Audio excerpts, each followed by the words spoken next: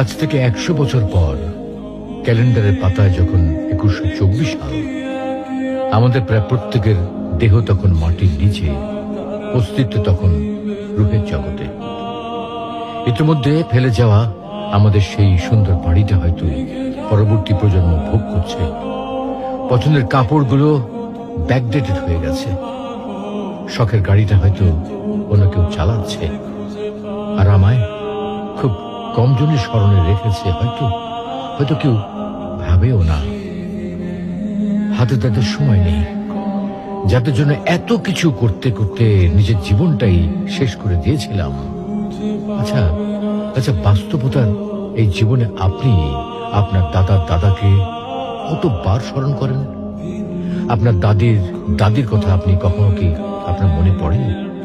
পৃথিবীর বুকে আজকে এই বেঁচে থাকা, এত হইচই, এত মায়া কান্না এভাবেই চলছে। গত হওয়া অসংখ্য প্রজন্মকে টপকে আমরা এই জীবন লাভ করেছি। তেমনি ভাবে আগামীতে অসংখ্য প্রজন্মের ভিড়ে হারিয়ে যাবে আমাদের এই জীবন। কিন্তু খুব কম লোকই সময় পায় ফেলে যাওয়া জীবনটা একটু ফিরে দেখার। বাস্তবতা হচ্ছে এই জীবন